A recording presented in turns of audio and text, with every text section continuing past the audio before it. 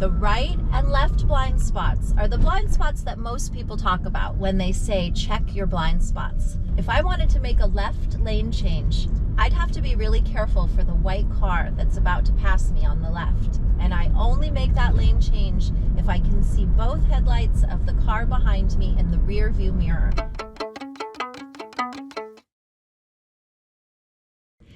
Hey, it's Jacqueline.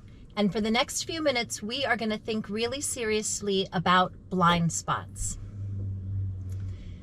When we think about the blind spots, I want us to start from the front of the car, and we're going to count 8 blind spots from the front of the car and all the way around.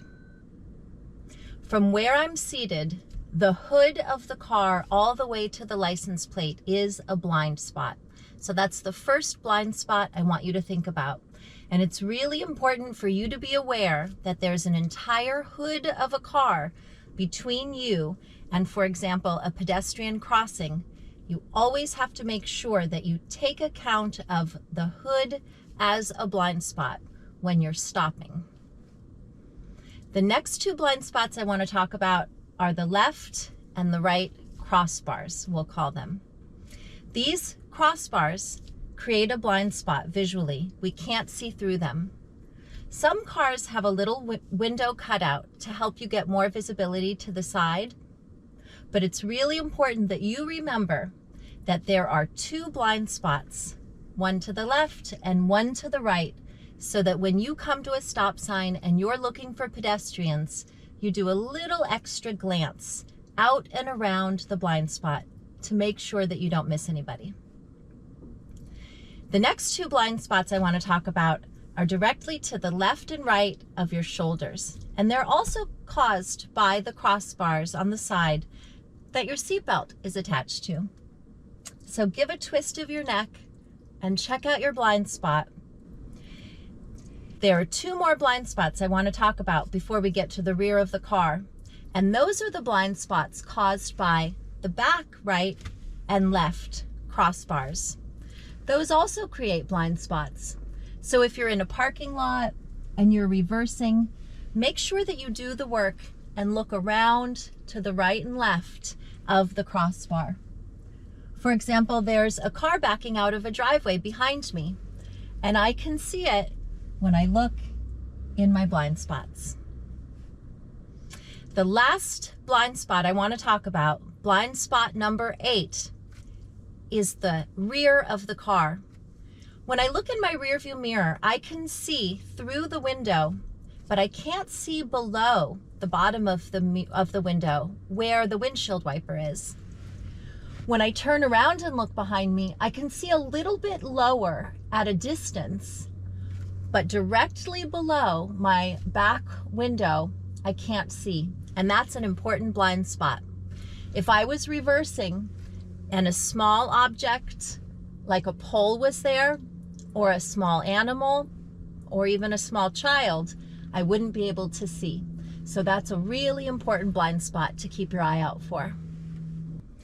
Now that we've taken time to notice our blind spots and understand the limitations of our visibility, we're going to drive out on the road and we're going to see what it means to keep track of the blind spots so that we can move safely. As I approach this stop sign, I'm going to be very aware of my blind spot at the front of the car, the hood. And I have to make sure that I plan my stop so that my hood and my license plate doesn't cross over that limit line. I know I have blind spots to the right and left, so I'm watching for pedestrians and cars and bicycles. As I prepare to turn right at this one-way street, I'm going to check my right blind spot to make sure there's no bicyclist or pedestrian running on the sidewalk. That little motorcycle was in my blind spot right here for a moment.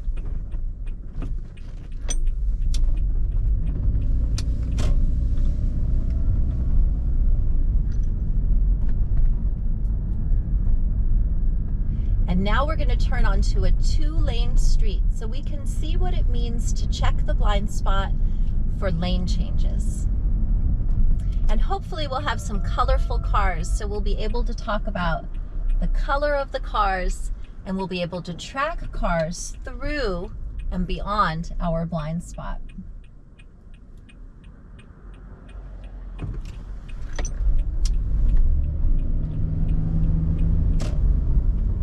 So if we look in the rear view mirror, we can see the white car coming up behind us. The speed limit's 30. They want to speed, so no surprise that they passed us and went from behind us and past us really quickly.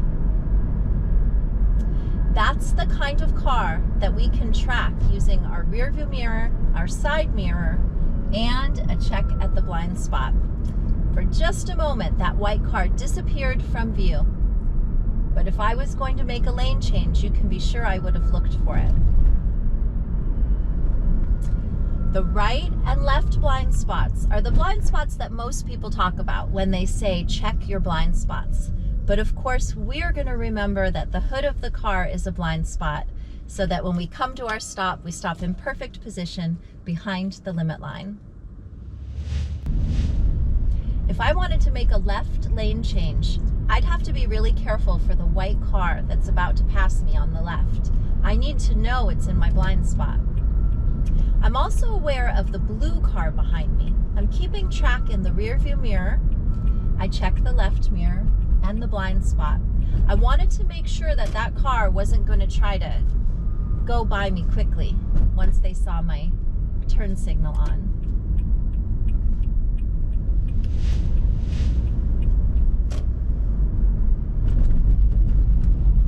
I'm going to make a right lane change when it's safe, so I'm keeping track of that bluish car behind me, mirror, and blind spot. And I only make that lane change if I can see both headlights of the car behind me in the rear view mirror. That's when I know I have a safe distance. I'll make another lane change. I'm keeping track of the blue car and the black car, making sure I have enough space. And it's not just about the space, it's also about the speed that the other cars are traveling. If somebody is visibly speeding, they're going to close the gap really quickly, and so you never change lanes in front of a faster moving car. When we come up beside this bus, we are going to be in the bus's blind spot. It's really important that I keep my eye on the bus, looking for a turn signal or any indication that they're trying to come over my way. I can see the driver in their own mirror, so I know that they can see me.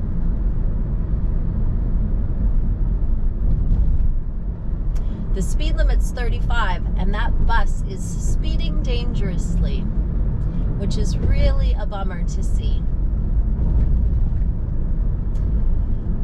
Please always remember that heavier vehicles have an even bigger responsibility to drive the speed limit because it takes longer to stop a heavier vehicle. So 35 really is the safe speed for a car to be driving, and of course a bus too. Thank you so much for spending this time to learn more about your 8 blind spots.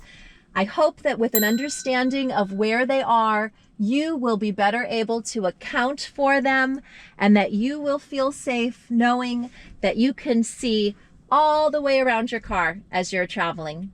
Have a great rest of your day and stay safe.